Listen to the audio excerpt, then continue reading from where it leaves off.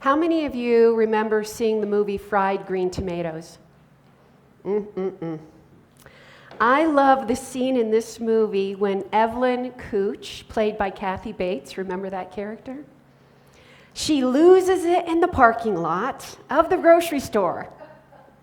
You see, Evelyn has made a life out of pleasing others at the expense of her own growth and well-being, but she seems to have finally claimed her own agency in this empowering parking lot scene. So here's the scene. Two young women sneak in front of her as she's going to park in this parking spot, and they are in a convertible. Beautiful young women. They move into that parking spot, they get out, and they laugh at her, saying that she's too old to keep up with them. And that's why she lost out on the parking spot. And then the camera pans to Evelyn, who takes a deep, determined breath, puts her car in gear, and begins to smash her way into that parking spot, totally destroying the woman's convertible in the process. This is the most funniest part. After she makes her way to the parking spot, and the young women, like their jaws have just dropped, they can't believe what they've seen, Evelyn calls out to them, "You may be young and carefree, but I have good insurance." Oh my gosh, I love stories about people who aren't afraid to be their true selves, regardless of the social constraints or consequences. I love stories about people who think and act outside the box. It gives me hope. They all provide us a model of how God calls each of us to be, especially if we have good insurance. Those are the kind of people that we look to as leaders or instigators for change, like Martin Luther, who nailed 95 reasons why the Catholic Church needed to change its ways. And he started the Reformation. Or Rosa Parks, who one day refused to sit at the back of the bus that sparked the beginning of the civil rights movement. Or how Malala began her fight for girls' education in Pakistan after she was shot by an extremist Muslim group. Now, I bet if I could interview any of them, they would say that they never meant to change the world. They were just being true to their own call, listening to their wisdom within, and living out that in their life. But we see in them that it only takes one moment of courage, one act of faith, to create a ripple effect of change throughout the world. Now take the woman that we read about in the scriptures today. She's known as the Syrophoenician woman. She doesn't even have a name. But she has a lasting impact on Jesus, and I believe on the future of his ministry. It could be said that she's part of the reason why we are worshiping here today. So we're told in Mark's gospel, just before this story, that Jesus had come from several days of draining work. Listen to what he's done. He's fed 5,000 people. He walked on water in the Sea of Galilee and scared his disciples half to death. And then he ran into some Jewish Pharisees and challenged their very traditions and laws. And he discovers in all of this, his own people are beginning to reject him and his message. And he goes to this beautiful place along the Mediterranean, probably hoping for a little rest, a little pause, a little time to be alone in prayer.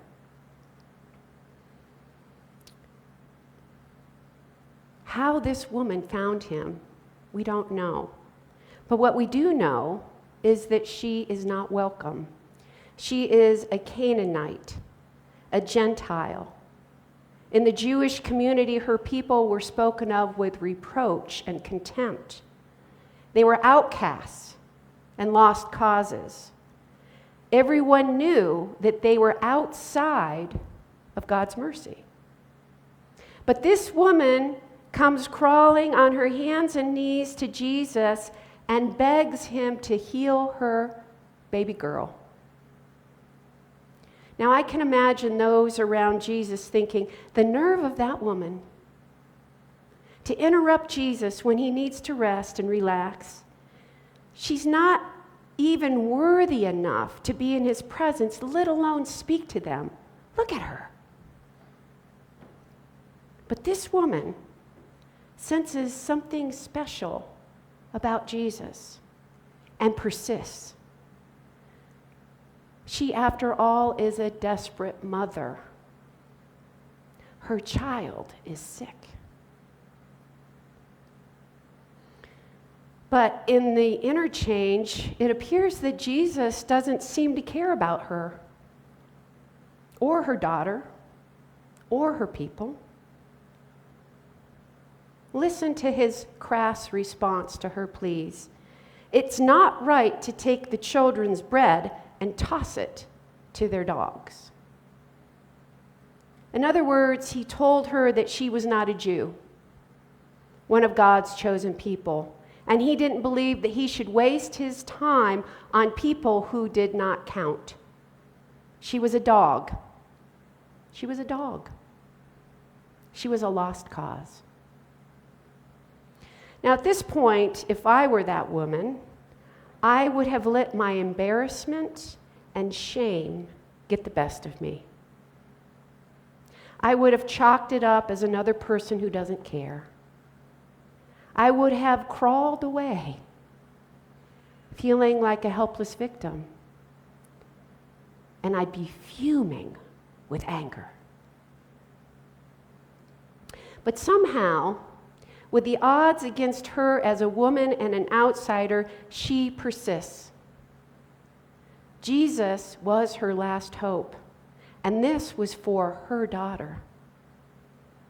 Now, it's amazing, isn't it? She did not have it in her to react with anger, but instead she engages in a dialogue that ultimately changes the entire situation. She says, "Yes, Lord, but even the dogs eat the crumbs that fall from the master's table."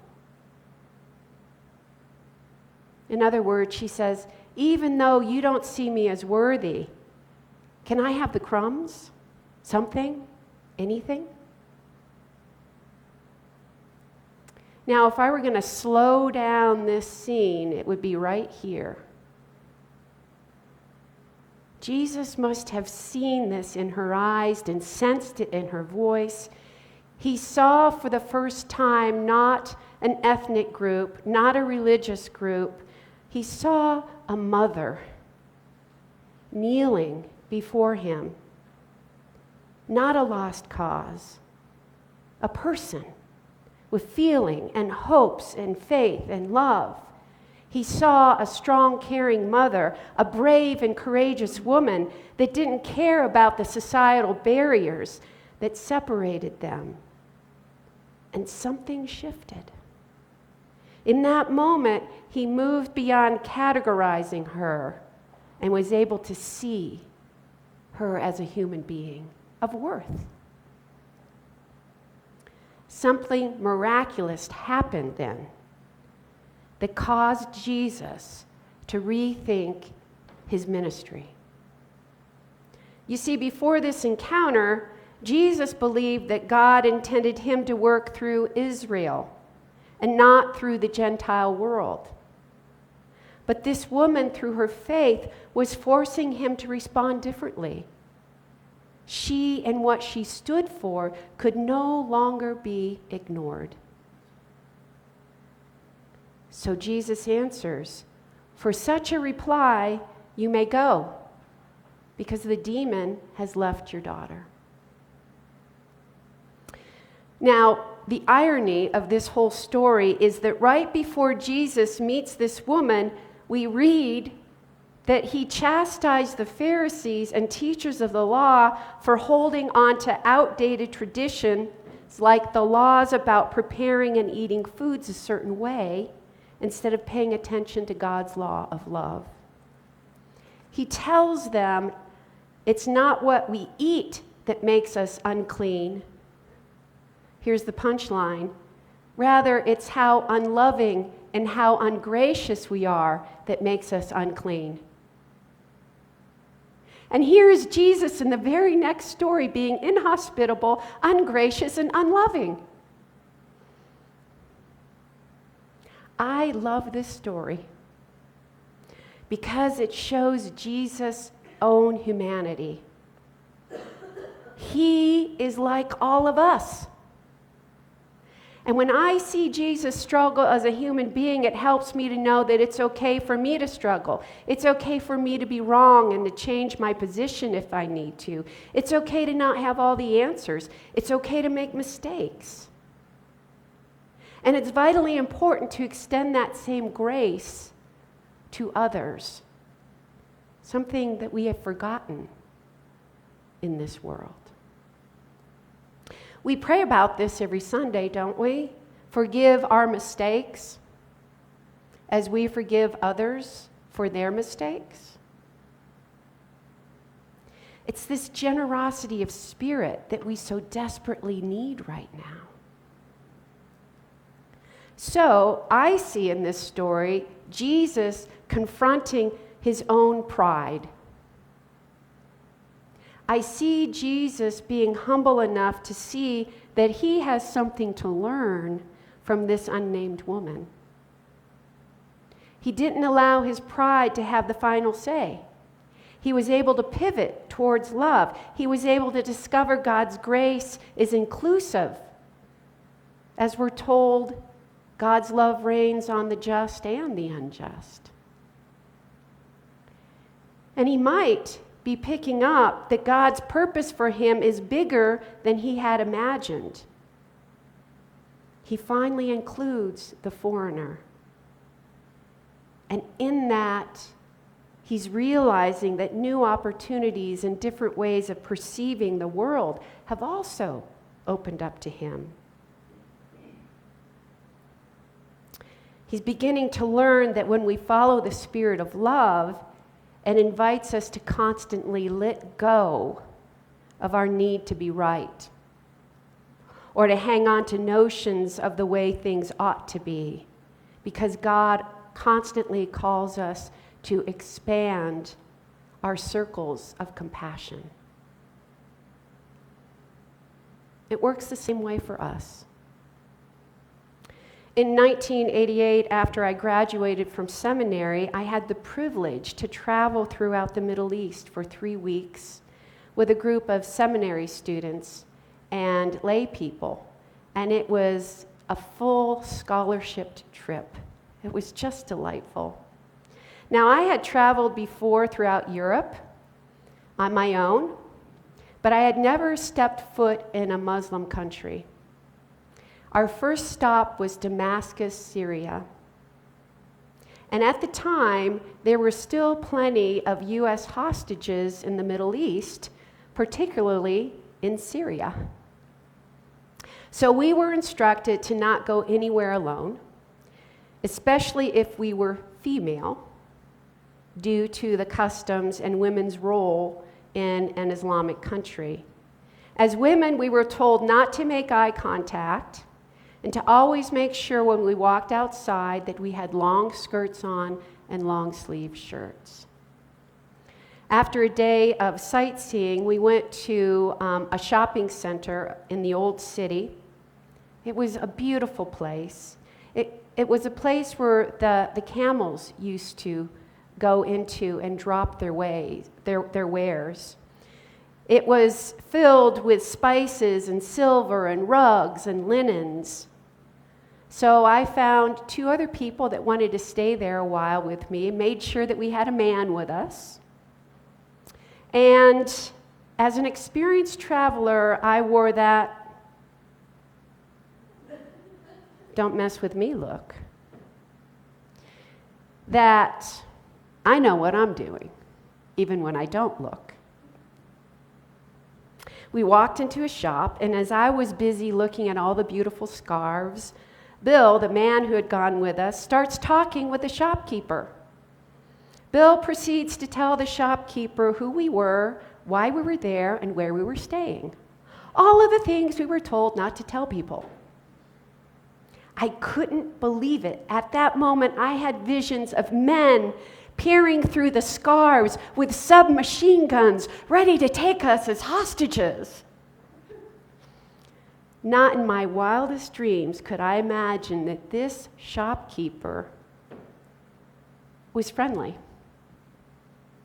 Not in my wildest dreams could I imagine that he would invite us to his house for coffee and sweets to meet his family and his mother, who had just sent her boy to the United States to go to school, and she had never met Americans, and she wanted to know that her boy would be safe. Not in my wildest dreams could I think that after meeting this family that I would discover beneath all the ideologies and customs that we shared similar dreams and anxieties. But it happened. I will never forget the warmth and kindness of that family. They taught me about hospitality. They helped me to open my eyes to see them as beloved. And my heart continues to fill with a sense of hope and grace every time I think about them. I don't remember their names, but they changed me. And this experience would have never happened without Bill seeing people for who they are, rather than my fear-induced ideas of who they are. It's so easy to clump people together and write them off, isn't it? So I ask you, who would you list as your outsiders? As the folks that you don't understand or view as lost causes, or maybe even fear? For whom do you put your "don't mess with me" face on? It could be an entire ethnic group or political or religious group. It could be your neighbor down the street. This is hard because here's the rub. The face of God is where we least expect it and least want it to be. Jesus shows us in this story how easy it is to cast dispersions and how important it is to set down our pride so that we can really see. Now, I realize this is very tricky because there are people and there are organizations that promote ideologies that foster hostility and discrimination and violence. How are we to meet that with compassion? Somehow, Jesus was able to see the suffering and fear of this Phoenician mother. He was able to see beyond the divisions. And he was able to finally respond from a place of empathy and healing. And as we see in this story, it actually took two people willing to engage with each other, didn't it? Two people willing to engage from a place of humility and persistent calm and reason. So this is how I see it.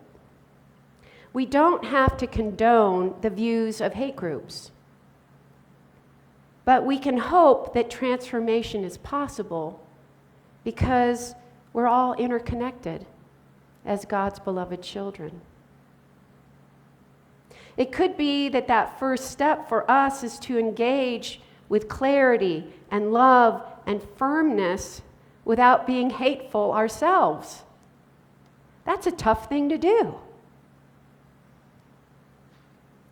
And if that's too big of a first step, because I tell you, sometimes it is for me, we don't have to begin there. We can start right here with the work we have been doing, learning about the queer community and how we can see them in their beauty and welcome them wholeheartedly. The LGBTQIA plus community has actually asked us, this church, to be their sanctuary, their safe place. Because there's not very many safe places here in this county for them. And I'm grateful for all of you as we have learned together how to really see and listen humbly these past 6 weeks. Today, the single board governance will meet to talk about how we can be that safe place for the queer community. And if you have ideas, please let me know, or better yet, you can come to the meeting after worship. We've already made a difference.